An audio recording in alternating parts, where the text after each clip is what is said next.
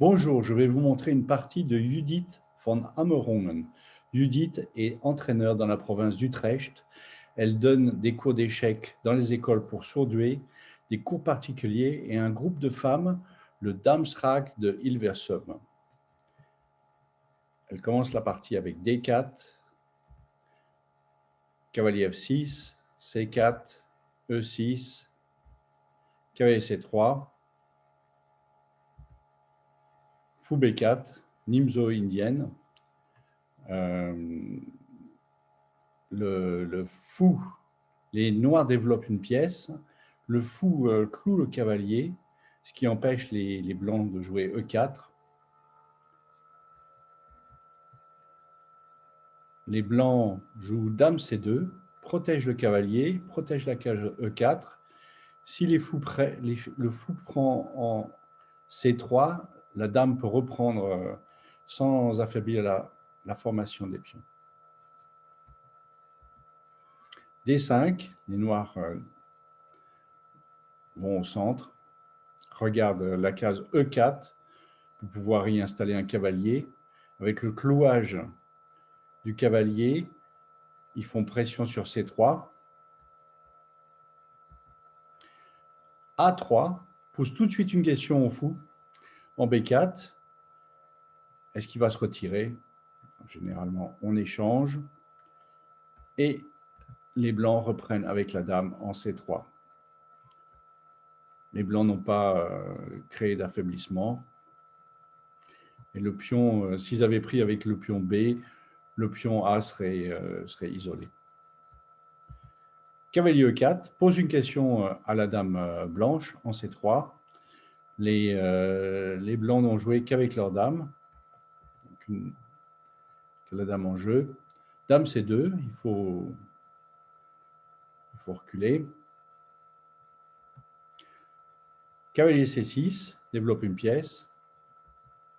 E3 pour se développer. Et E5. Un coup conséquent. Les noirs ont développé deux pièces mineures et ils ouvrent une pièce, ils ouvrent la position pour leur fou et attaquent le centre blanc. Cavalier F3 développe une pièce, protège le pion en D4 qui est attaqué deux fois. Ici, les noirs peuvent jouer fou F5, développe une pièce et protège le cavalier en E4. Le cavalier est attaqué par la dame. Le défenseur du cavalier, c'est le pion en D5. Avec fou F5, les noirs pourraient avoir une protection supplémentaire sur le cavalier en E4. Mais les noirs ont décidé de prendre tout de suite en D4, E prend D4, C prend D5, Dame prend D5, et les blancs ont vu que le cavalier en E5, qu'il y a un problème avec le cavalier en E5. Il est protégé uniquement par la dame, il est attaqué par la dame, il est protégé par la dame. Si on arrive à éliminer le défenseur, on perd le cavalier. Donc, fou C4, attaque la dame. La dame doit protéger le cavalier avec dame F5. Et fou D3. Le cavalier est maintenant attaqué deux fois, et par la dame et par le fou. Donc le cavalier est perdu. Que vont jouer les noirs? Est-ce que vous avez une idée? Les noirs trouvent une petite défense. Dame A5, échec. Les blancs interposent un pion. Maintenant, la dame est attaquée par le pion et le cavalier est attaqué par le fou. Ils vont perdre une des deux pièces. Donc, cavalier prend B5 pour ne pas perdre une pièce et A prend B5. Les noirs avaient vu cette petite combinaison et la tour en A1 n'est pas protégée.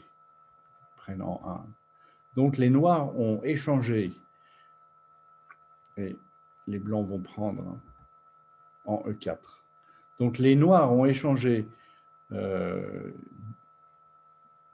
deux pièces mineures, un fou et un cavalier, contre une tour et un pion. Donc 7 pions contre 6, et les blancs ont deux pièces mineures, et les noirs ont récupéré la tour. Alors, qu'est-ce qui est préférable? Les pions, la structure des pions, et deux tours, et un fou contre trois pièces mineures et un tour.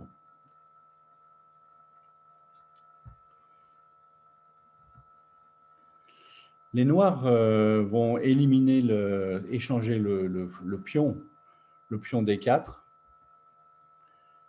Il était attaqué et les blancs reprennent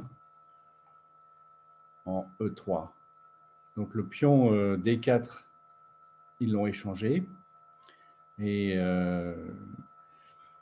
bon, la question est, est-ce que cette position est préférable? Les blancs ont plus d'espace, ils ont des pièces mineures. Les noirs n'ont pas développé de pièces, n'ont pas de pièces développées.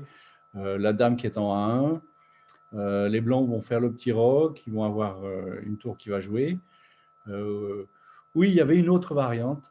Les noirs auraient pu, dans cette position, les noirs auraient pu choisir une autre variante. Alors, est-ce que vous la voyez? Dans cette position, les noirs peuvent forcer l'échange des dames. Dame C3, dame prend dame, D prend C3, et dans cette position, il n'y a plus de dames sur l'échiquier. La position noire, on est dans une finale. Les pions sont liés, deux blocs de 3 pions. Il y a des tours pour pousser les pions. Alors je suis curieux de savoir comment on jouerait cette position. Je pense que cette position est égale. C'est une nouvelle partie qui commence. Est-ce que les blancs avec une pièce supplémentaire vont pouvoir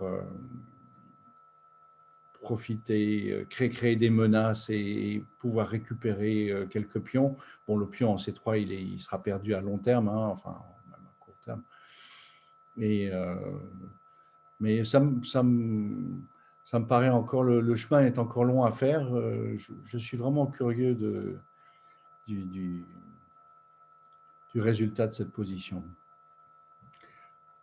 Mais les noirs ont tout de suite pris en E3 pour se débarrasser du pion qui était faible, et ils ont décidé de garder leur dame sur l'échiquier comme pièce active. Avec une dame, il y a toujours des possibilités. Donc, les blancs reprennent en E3. Les noirs font le petit roc. Alors, qu'est-ce qu'on s'aperçoit? On s'aperçoit que bon, les blancs, ils ont deux faiblesses, le pion en B4 et le pion en E3, mais en échange, ils ont une colonne pour la tour, ils ont une grande diagonale pour le fou noir, ils ont des pièces actives, le fou regarde en B7, ce qui immobilise le fou en C8, et puis tout de suite, là, direct, il y a le pion en C7 qui est attaqué, et le pion H7 qui est attaqué. Donc, un des deux pions va être perdu tout de suite. Bon. Que vont faire les noirs? Il faut qu'ils ramènent leur dame dans le jeu. Ils auraient pu jouer aussi dame F6. Fou prend. H7, tout de suite, échec, affaiblit la position du roi. Un défenseur de moins. Roi H8. Fou B2, mais le fou en action. Maintenant, le fou regarde vers le noir, le pion est cloué, vers le roi noir, le pion est cloué. Maintenant, c'est le début. Le début, c'est les possibilités pour toutes sortes de combinaisons avec les clouages et le clouage du pion. La tour n'est pas protégée.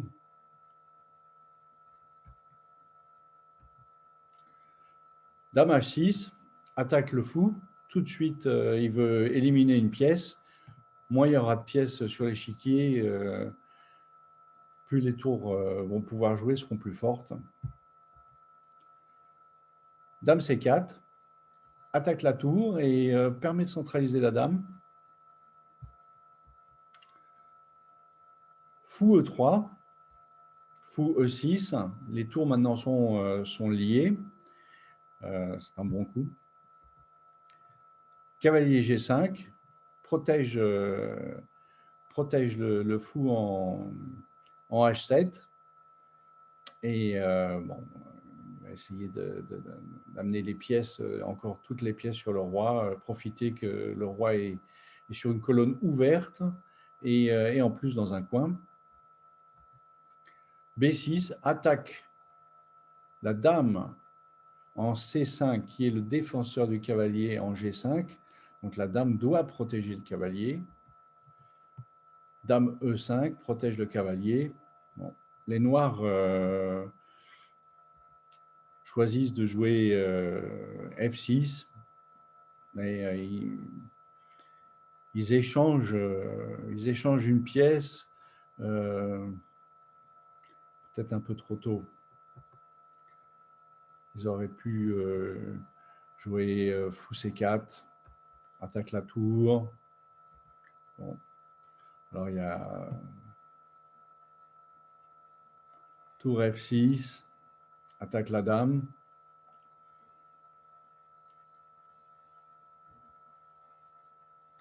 Et il y a la batterie fou et dame E5. Bon, ça va être mat rapidement. C'est peut-être plus intéressant. Peut-être qu'il y a aussi le coup tour 8.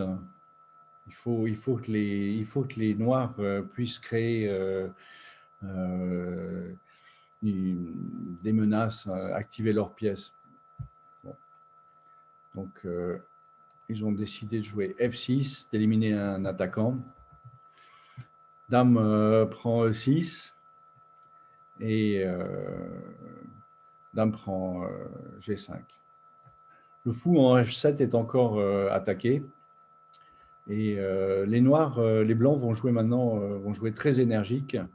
Ils vont amener une pièce encore sur l'attaque du roi. Tour F3 fait l'ascenseur et il va pouvoir jouer en H3.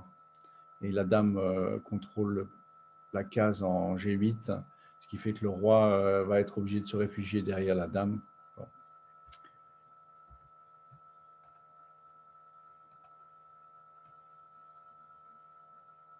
Tour E8. Alors les noirs auraient pu prendre le fou en F7, mais c'est une inversion de coup. Donc dame B3 se retire et contrôle toujours la case en G7. Et il menace de jouer la tour en H3 et ça sera mat. Donc le roi prend, le fou en H7 et tour H3. Bon, les noirs n'ont qu'un seul coup. Roi G6. Alors qu'est-ce que vous joueriez avec les blancs maintenant? Bon, c'était l'idée de la tour en F3, c'est de jouer tour G3. La dame est clouée. Les noirs sont obligés de donner la dame contre la tour. Dame prend G3 et pion prend G3. Alors, il y a un avantage matériel. Il y a une pièce de plus, il y a le fou en B2, mais c'est encore du travail. Les deux tours vont pouvoir bien défendre. Bon, les pions sont soutenus. Les blonds vont pouvoir gagner peut-être le pion en A7. Ils vont pouvoir... Mais bon, progresser, c'est pas facile parce que les pions sont isolés, ils sont pas liés. C'est difficile on peut s'en servir pour ouvrir les lignes. C'est sans doute le jeu des blancs, ouvrir des lignes et créer des menaces simultanées. Alors, tour E7 pour doubler les tours. Roi F2. Le roi va aussi participer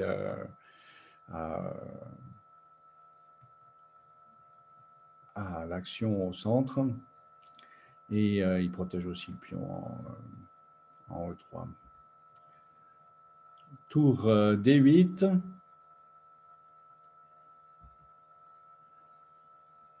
Fou D4 pour briser le contrôle de la colonne. Tour D7, les tours sont doublés. Il va essayer de faire pression sur le centre et empêcher les blancs de développer leur avantage. Dame C2, les blancs veulent pénétrer la position noire. Dame F7, roi F7. G5 pour pouvoir affaiblir la position. A5, B prend A5 et C4. Ça, c'était l'idée des noirs en jouant A5, c'est de forcer le fou à se retirer et de pouvoir faire jouer les tours et de pouvoir pénétrer la position. Ici, il y a une menace de fourchette. Bon, je ne sais pas si c'est vraiment la bonne idée que d'échanger la dame contre les du tour parce que les noirs n'auraient plus de pièces et les blancs restent avec un pion de plus. Et un pion ici qui peut, s'il n'est pas échangé, qui peut se transformer en dame. Bon. Fou C3 contrôle la case, donc il n'y a plus de possibilité d'échanger les tours contre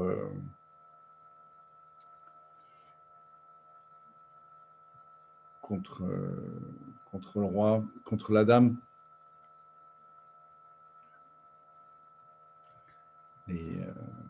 Les blancs resteraient avec une pièce de plus.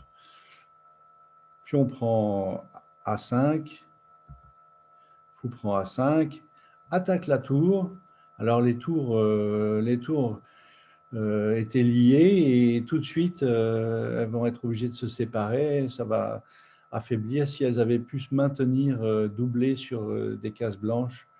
Mais bon, c'est une position assez passive.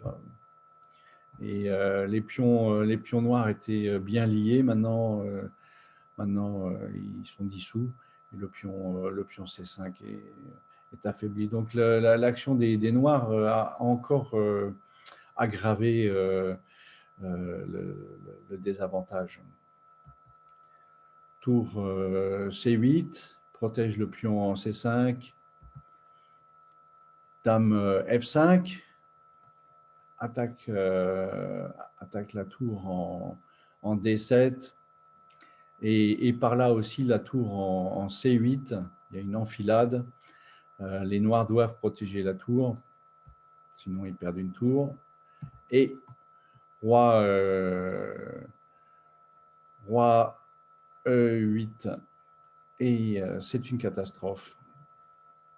C'est une catastrophe. Est-ce que vous avez vu le dernier coup des blancs?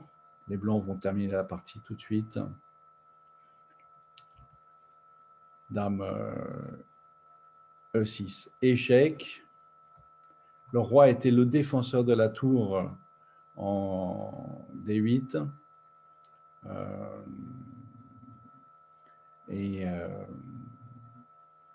Le roi ne peut plus protéger la tour. Il ne peut pas non plus protéger la tour par D8 parce qu'il y a le fou qui contrôle la case. Et derrière cette tour, il y a aussi la tour en C8. Donc, il n'y a plus de possibilité. Le roi doit bouger et la tour est perdue. Les noirs abandonnent dans cette partie. Donc, le jeu énergique des Blancs de Judith, qui a braqué toutes ses pièces sur le roi et a ouvert les colonnes et a échangé les pièces au bon moment. Et ça s'est traduit par cette fin où les Noirs ne sont plus en possibilité de se défendre à cause de toutes les faiblesses dans leur position. Merci Judith.